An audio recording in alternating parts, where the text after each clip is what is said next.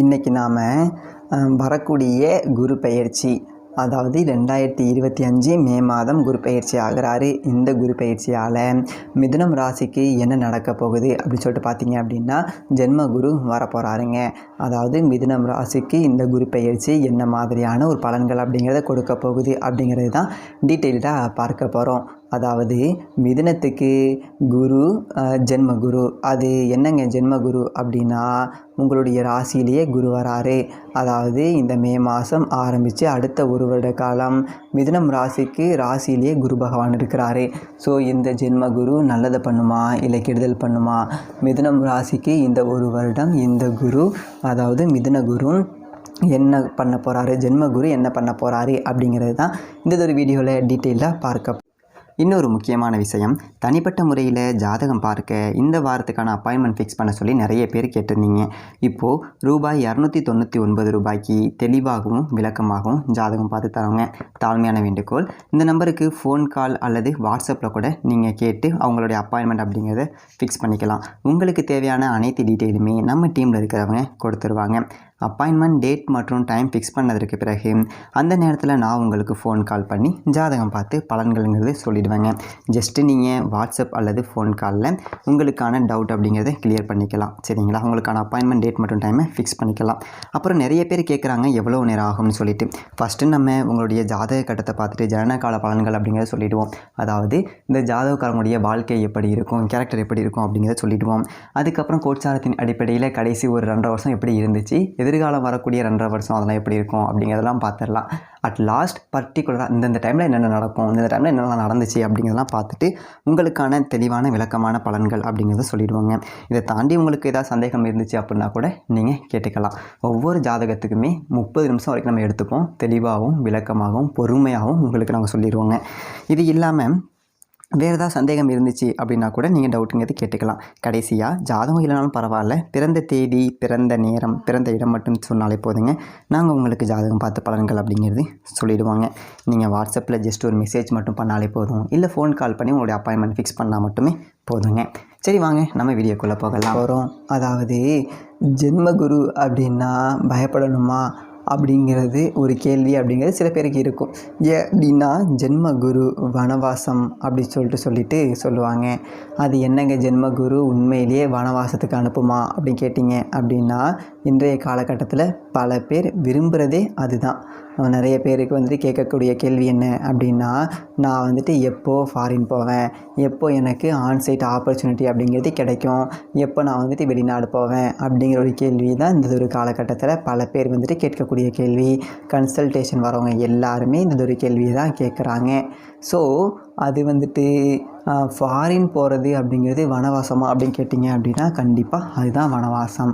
அது என்னங்க வனவாசம் அப்படின்னா, நம்மளுடைய சொந்த பந்தங்கள், அதாவது ஃப்ரெண்ட்ஸு, நம்மளுடைய சுற்றி இருக்க சரௌண்டிங், சொத்துக்கள், இந்த மாதிரி வெளியில் நம்மளுடைய பழக்கப்பட்ட எல்லாரையும் விட்டுட்டு நாம் தனியாக ஒரு இடத்துக்கு போகிறோம். அதுதான் வனவாசம்.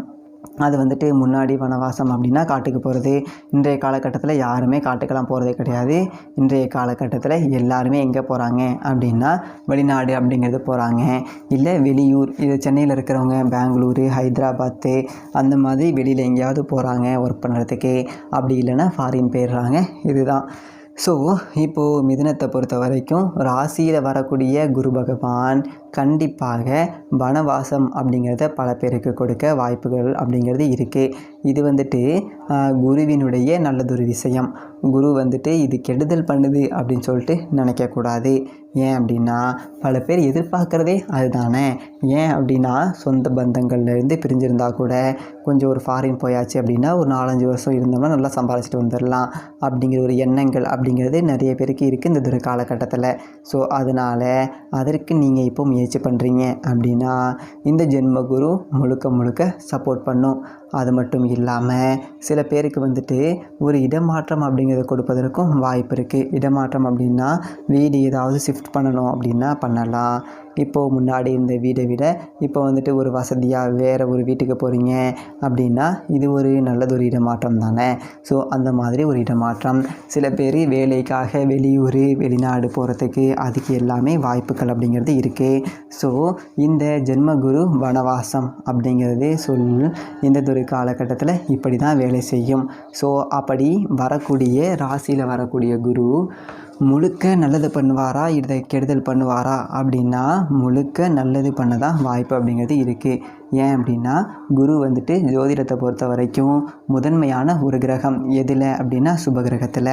ஸோ மற்ற எந்ததொரு கிரகமாக இருந்தாலும் நன்மை கெடுதல் அப்படிங்கிறது கலந்து தான் பண்ணும். இப்போ குரு மட்டும்தான் எல்லாருக்கும் நன்மை அப்படிங்கிறத செய்யக்கூடியது. அதனால தான் அவர் வந்துட்டு பாக்கியாதிபதியாக இருக்கிறாரு. காலபுருஷ லக்னத்துக்கு பாக்கியாதிபதி யார் அப்படின்னா குரு பகவான். ஸோ அந்த குரு மிதுனத்தை பொறுத்த வரைக்கும் அடுத்து வரக்கூடிய ஒரு ஆண்டு காலம் அப்படிங்கிறது முழுக்க நன்மையை மட்டுமே செய்வாருங்க. ஜென்ம குரு தான். ஆனால் ஏன் பயப்படுறாங்க அப்படி சொல்லிட்டு கேட்டிங்க அப்படின்னா சில பேர் வந்துட்டு இந்த ஜென்ம சனி அப்படின்னா எப்படியாவது கெடுதல் பண்ணும். அதாவது 7 சனி காலகட்டத்தில் ஜென்ம சனி அப்படின்னு ஒன்று வரும் நடுவில் 2.5 வருஷம். ஸோ அந்த ஒரு காலகட்டம் கொஞ்சம் டஃப்பாக இருக்கலாம். ஸோ அதே மாதிரி தான் இப்போ ஜென்மகுரு வந்துட்டு டஃப்பாக இருக்கணும் அப்படின்னு சொல்லிட்டு பயப்படுறாங்க. ஆனால் விஷயம் அது கிடையாது. ஜோதிட சாஸ்திரத்தை பொறுத்த வரைக்கும் ஒவ்வொரு கிரகத்துக்கும் ஒவ்வொரு தன்மை இருக்குது. ஜென்ம சனி அப்படிங்கிறது எவ்வளோ கெடுதல் பண்ணுதோ அதற்கு அப்படியே ஆப்போசிட்டு ஜென்ம குரு அவ்வளோ நல்லது அப்படிங்கிறது பண்ணுங்க. இப்போ வாழ்க்கையிலையும் சரி அந்த ஜென்ம குரு வரக்கூடிய ஒரு காலகட்டத்தில் லைஃப்பில் ஒரு பெரியதொரு டேர்னிங் பாயிண்ட்டாக அமையும். அதாவது ஜென்ம குரு வருஷம்லாம் வராது. 12 வருஷத்துக்கு ஒரு முறை மட்டுமே வரக்கூடியது ஜென்மகுரு. அந்ததொரு காலகட்டத்தில் உங்கள் வாழ்க்கையில் பார்த்தீங்க அப்படின்னா பெரியதொரு மாற்றங்கள், ஒரு நல்லதொரு விஷயம், ஒரு நல்லதொரு டேர்னிங் பாயிண்ட்டு, நல்லதொரு இடமாற்றம், ஒரு நல்லதொரு தொழில் மாற்றம், இது எல்லாமே டெஃபினட்டாக கொடுத்துரும். ஸோ அது கொடுக்காமல் போகாது. அதுதான் அதனுடைய ஒரு தன்மை. ஸோ இதற்கு முன்னாடி மிதுனம் ராசிக்கு எப்போங்க ஜென்மகுரு வந்தது அப்படின்னா 2014 2014 காலகட்டத்தில் ஜென்மகுரு அப்படிங்கிறது இருந்த காலகட்டம் மிதுனம் ராசிக்கு. அந்ததொரு காலகட்டத்தில் உங்களுடைய வாழ்க்கையில் என்ன மாதிரியான நல்ல மாற்றங்கள் அப்படிங்கிறது ஏற்பட்டது அப்படி நீங்கள் யோசிச்சிங்க அப்படின்னாலே உங்களுக்கு தெரிஞ்சிடும். இந்ததொரு காலகட்டத்தும் அதே மாதிரி தான். ஸோ அந்த 2014 உங்கள் வாழ்க்கையில் நடந்த முக்கியமான மாற்றங்கள் சம்பவங்கள் என்ன அப்படின்னு சொல்லிவிட்டு நீங்கள் கீழே கமெண்ட் செக்ஷனில் முடிஞ்சால் சொல்லுங்கள். ஸோ அது மற்றவங்க பார்க்குறவங்களுக்கும் அப்போது அந்த ஐடியா அப்படிங்கிறது கிடைக்கும், அந்த ஜென்மகுருவினுடைய ஒரு பவர் என்ன அப்படின்னு சொல்லிட்டு. சரி, ஓகே. அந்த 12 ஆண்டுக்கு ஒரு முறை வரக்கூடிய ஜென்மகுரு இப்போது 2025 மே மாதத்துக்கு மிதுனத்துக்கு வந்திருக்காரு. ஸோ அந்த வாழ்க்கையில் பல நல்லதொரு மாற்றங்களுக்கு தயாராகுங்க. சரி, ரைட்டு. இப்போவும் இந்த மாதிரியான ஒரு மாற்றங்கள் அப்படிங்கிறது இருக்குது. ஆனால் குருவோட ஸ்பெஷாலிட்டி அப்படிங்கிறது தான் இருக்கிற வீட்டை விட பார்க்குற வீட்டை பெரியதொரு லெவலில் வளர்த்து விடணும். அதுதான் குருவினுடைய ஒரு தன்மை. குருவுக்கு பார்த்தீங்க அப்படின்னா ஜோதிடத்தில் 3 பார்வை இருக்குது, 5, 7, 9. அதில் 5ஆம் பார்வை 9ஆம் பார்வையும் ஸ்பெஷலான ஒரு பார்வை. ஏன்னா எல்லா கிரகத்துக்கும் 7ஆம் பார்வை அப்படிங்கிறது இருக்குது. ஆனால் குருவுக்கு மட்டும்தான் 5ஆம் பார்வையும் 9ஆம் பார்வையும் ஸ்பெஷலாக இருக்குது. ஸோ இப்போது அந்த ஜென்மத்தில் இருக்கக்கூடிய குரு பகவான் 5ஆம் பார்வையாக எங்கே பார்க்குறாரு அப்படின்னா உங்களுடைய 5ஆம் வீட்டையே பார்க்குறாரு. 5ஆம் வீட்டை குரு பார்வை அப்படிங்கிறது பார்க்குது. என்னதொரு விஷயத்தை கொடுக்கும் அப்படின்னா பல நன்மைகள் அப்படிங்கிறது உங்களுக்கு ஏற்படும். என்ன அப்படின்னா படிக்கிறவங்களுக்கு மேற்படிப்புக்கு வாய்ப்பு அப்படிங்கிறது இருக்குது. ஒருத்தர் வந்துட்டு ஒரு யூஜி டிகிரி முடிச்சுட்டு பிஜி பண்ணுறாங்க, இல்லை ஏதாவது பிஹெச்டி பண்ணுறாங்க. அந்த மாதிரியான மேல் படிப்பு படிப்பதற்கு இந்ததொரு காலகட்டம் அப்படிங்கிறது ஒரு உகந்த காலம். இப்போ ஏதாவது சில பேர் யோசிச்சுட்டே இருப்பாங்க, அதாவது வேறு ஏதோ டிகிரி படிக்கலாமா இல்லை ஒரு பிஹெச்டி ஆரம்பிக்கலாமா அப்படி சொல்லிட்டு யோசிச்சுட்டு இருந்தீங்க அப்படின்னா ரொம்ப யோசிக்காதீங்க, இப்போ ஆரம்பிச்சிருங்க. இந்ததொரு காலகட்டம் இந்த 5ஆம் வீட்டை குரு பகவான் பார்க்குறதுனால மேல் படிப்புக்கு டைம் அப்படிங்கிறது நல்லாயிருக்கு. ஸோ அது படிக்கலாம். ஸோ அதற்கு அப்புறமா கல்யாண வயசு அப்படிங்கிறது வந்தாச்சு, கல்யாணம் அப்படிங்கிறது தான் கை கூட மாட்டேங்குது அப்படி சொல்லிட்டு இருக்கிறவங்களுக்கு காதல் அப்படிங்கிறது மலர்வதற்கான ஒரு வாய்ப்பு இருக்குது. ஏன் அப்படின்னா 5ல் குரு பார்க்க ஆரம்பிச்சிட்டாங்க அப்படின்னாலே நம்ம வாழ்க்கை நிறைய நல்ல விஷயங்கள் அப்படிங்கிறது நடக்கும். ஏன்னா ஜென்மத்தில் இருக்கக்கூடிய குரு பகவான் உங்களுடைய வாழ்க்கையில் பல நல்ல மாற்றங்கள் அப்படிங்கிறத கொடுக்கும். அதுக்கு அவர் பார்க்குற பார்வையில் தான் விஷயம் அப்படிங்கிறதே இருக்குது. 5ஆம் வீடு அப்படின்னா என்னங்க அப்படின்னா புத்திர பாக்கியம், புத்திர ஸ்தானம் அப்படி சொல்லிட்டு சொல்லுவோம். அது எல்லாருக்கும் தெரிஞ்சது தான். ஆனால் அது சேம் டைம் 5ஆம் வீட்டில் இந்த சுபகிரகங்கள் அப்படிங்கிறது வரும்போது, சுபகிரகங்கள் பார்க்கும்போது தான் ஒருத்தருக்கு ஒரு நல்லதொரு காதல் அனுபவம் அப்படிங்கிறது கிடைப்பதற்கு, காதல் அமைவதற்கு, இல்லை இருக்கிற காதல் சக்ஸஸ் ஆகி கல்யாணத்தில் முடிகிறதுக்கு, இது எல்லாத்துக்குமே குரு வந்துட்டு 5ஆம் வீட்டை பார்க்கும்போது தான் இந்த மாதிரியான சம்பவங்கள்லாம் நடக்கும். ஸோ ஏன் அப்படின்னா அவங்க 5ஆம் வீட்டை மட்டும் பார்க்கல, 7ஆம் பார்வையாக 7ஆம் வீட்டையும் பார்ப்பார். ஸோ மிதுனம் ராசியை பொறுத்த வரைக்கும் இந்த ஒரு காலகட்டத்தில் வரக்கூடிய காதல் கல்யாணத்தில் முடிவதற்கு அதிக வாய்ப்பு அப்படிங்கிறது இருக்குங்க. ஏன் அப்படின்னா உங்கள் வாழ்க்கையில் எல்லாருக்குமே காதலிச்சவங்களையே கல்யாணம் பண்ணக்கூடிய ஒரு பாக்கியம் அப்படிங்கிறது கிடைக்கிறது இல்லை. சில பேருக்கு தான் உண்டு. ஸோ அதில் இந்த ஒரு காலகட்டம் அடுத்த ஒரு வருடம் மிதுனம் ராசிக்கு அந்த பாக்கியம் அப்படிங்கிறது இருக்கும். இப்போ கல்யாணமும் முடிஞ்சிடும். இந்த ஒரு வருடத்திலேயே பண்ணுறது அப்படிங்கிறது பெட்ரு. உங்களுக்கு கல்யாண வயசு அப்படிங்கிறது வந்தாச்சு.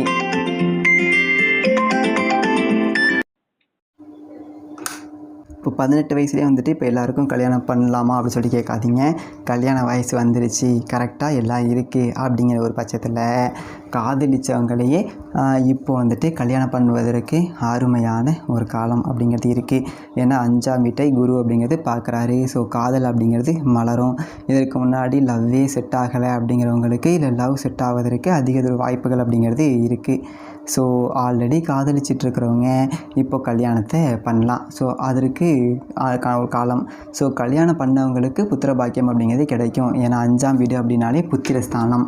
ஸோ காதலுக்கும் அதுதான், கலவிக்கும் அதுதான், குறிப்பாக புத்திரஸ்தானத்துக்கும் அதுதான். கலவியை விட புத்திரஸ்தானம், ஏன்னா கலவி இருந்தால் தான் புத்திரஸ்தானம் அப்படிங்கிறது கிடைக்கும். ஸோ இந்த மாதிரி எல்லா விஷயமும் இந்த 5ஆம் வீடு அப்படிங்கிறது ரொம்ப முக்கியத்துவம் வாய்ந்தது. அந்த 5ஆம் வீட்டை இப்போ குரு பார்வை பார்க்குறதுனால மிதுனத்துக்கு இந்த காதல் விஷயங்கள், கல்யாணம், புத்திர பாக்கியம், இந்த மாதிரி எல்லா விஷயத்துக்கும் டிக்கு தான். எல்லா விஷயமும் பாசிட்டிவாக நடக்கும். ஸோ அது அடுத்ததாக பார்த்தீங்க அப்படின்னா குருவினுடைய 7ஆம் பார்வை 7ஆம் வீட்டை பார்க்குறது. ஸோ 7ஆம் வீடு அப்படின்னாலே திருமணம், கல்யாணம் ஆகாத மிதுனம் ராசிக்கு இந்த ஒரு வருடம் அப்படிங்கிறது திருமணத்துக்கு ஆகிறதுக்கு அதிகப்படியான வாய்ப்புகள் அப்படிங்கிறது இருக்குது. லவ் பண்ணிகிட்ருக்கீங்க அப்படின்னா அது காதல் திருமணமாகவும் முடிவதற்கு அதிக வாய்ப்பு இருக்குது. ஏன்னா அது 5ஆம் வீட்டும் குருவுடைய பார்வை இருக்கிறதுனால காதலிச்சவங்களையே கல்யாணம் பண்ணுவதற்கும் பாக்கியம் அப்படிங்கிறது உண்டு. ஸோ அது சரி. கல்யாணம் ஆல்ரெடி ஆகிடுச்சிங்க அப்போனா என்னாகும் அப்படின்னா உங்களுடைய வாழ்க்கையில் வேறு ஏதாவது ஒரு பார்ட்னர், அதாவது ஒரு தொழில் பண்ணுறீங்க இல்லை பிஸ்னஸ் பண்ணுறீங்க அப்படின்னா பிஸ்னஸ் பார்ட்னர் யாராவது அமைவதற்கு வாய்ப்பு இருக்குது. நீங்கள் ஏதாவது ஒரு விஷயம் செயல்களில் ஈடுபட்டுக்கிட்டு இருக்கிறீங்க அப்படின்னா அதற்கு ஹெல்ப் பண்ணுறதுக்கு யாராவது சப்போர்ட் பண்ணுறதுக்கு ஒரு பார்ட்னர் அமைவாங்க. நம்ம வாழ்க்கையை பொறுத்த வரைக்கும் என்ன தான் நம்ம முயற்சி எடுத்தாலும் ஏதாவது ஒரு காலகட்டத்தில் கூட யாராவது சப்போர்ட் பண்ணுறவங்க வந்து நிற்கிறாங்க அப்படின்னா நமக்கு வந்துட்டு அது கூடுதல் பலமாக இருக்கும். இப்போது ஜென்மத்தில் இருக்கக்கூடிய குரு என்ன பண்ணுது அப்படின்னா குருவே வந்துட்டு சப்போர்ட் பண்ணும். அதாவது மற்ற கிரகத்துக்கும் குருவுக்கும் என்ன ஒரு டிஃப்ரெண்ட் வித்தியாசம் அப்படின்னு பார்த்தீங்க அப்படின்னா மற்றதொரு கிரகங்கள் அப்படிங்கிறது யாரையாவது அமைச்சு சப்போர்ட் பண்ணும் அப்படின்னு சொல்லிட்டு வச்சுக்கோங்களேன். குரு அவரே நேரடியாக வந்து சப்போர்ட் பண்ணுவார். இப்போ மிதுனம் ராசிக்கு ஜென்மத்தில் குரு இருக்கிறதுனால குருவே சப்போர்ட் பண்ணுறதுக்கு வேறு நபராக மாறி வருவாருங்க. ஸோ உங்கள் வாழ்க்கையில் பார்த்தீங்க அப்படின்னா ஒரு நல்லதொரு டேர்னிங் பாயிண்ட். ஏதாவது தொழிலில் ஈடுபட்டுக்கிட்டு இருக்கிறீங்க, ஒரு பிஸ்னஸ் பண்ணுறீங்க அப்படின்னா அதில் நல்லதொரு வளர்ச்சி அப்படிங்கிறத கொடுக்கும். இப்போ குரு பகவானுடைய முழு சப்போர்ட் அப்படிங்கிறது உண்டு. ஸோ இந்த மாதிரியான விஷயங்கள் எல்லாமே காட்டும். அதற்கு அடுத்ததாக குருவினுடைய இன்னொரு ஸ்பெஷல் பார்த்தீங்க அப்படின்னா 9ஆம் பார்வை. அது ரொம்ப முக்கியமான ஒரு பார்வை. ஸோ அந்த 9ஆம் பார்வை அப்படிங்கிறது எங்கே பார்க்குது அப்படின்னா உங்களுடைய பாக்கிய ஸ்தானம் 9ஆம் வீட்டை தான் பார்க்குறாரு. ஸோ அப்போது குருவினுடைய அந்த 9ஆம் பார்வை 9ஆம் வீட்டையே பார்க்குறதுனால என்னங்க நல்லது, என்ன நடக்கும் அப்படின்னா முதல்ல குருனா என்ன அப்படி சொல்லிட்டு புரிஞ்சுக்கணும். அவர் வந்துட்டு முழுக்க ஆன்மீக கிரகம், ரொம்ப ஸ்பிரிச்சுவலான ஒரு பிளானட் வந்துட்டு குரு பகவான். ஸோ அது ஸ்பிரிச்சுவலான ஒரு ஹவுஸு, ஆன்மீகத்துக்கு உண்டான ஒரு வீடு எது அப்படின்னா அது 9ஆம் வீடு. ஸோ 9ஆம் வீட்டை ஆன்மீக கிரகம் பார்க்கறதுனால அடுத்த ஒரு ஆண்டு காலம் நிறைய கோவில், குளம், விசேஷங்கள், நல்லதொரு ஸ்பிரிச்சுவலான ஒரு பிளேசஸ் எல்லாமே போயிட்டு வரதுக்கு மிதுனம் ராசிக்கு அதிகப்படியான ஒரு வாய்ப்புகள் அப்படிங்கிறது உண்டு. இப்போ மிதுன ராசியாக இருந்தாலும் சரி, இல்லை மிதுன லக்னமாக இருந்தாலும் சரி, அடுத்த ஒரு ஆண்டு காலம் ஏதாவது ஒரு ஸ்பிரிச்சுவல் பிளேசஸ்க்கு போயிட்டு வரணும் அப்படி சொல்லிட்டு விருப்பப்படுறீங்க அப்படின்னா தாராளமாக போயிட்டு வாங்க.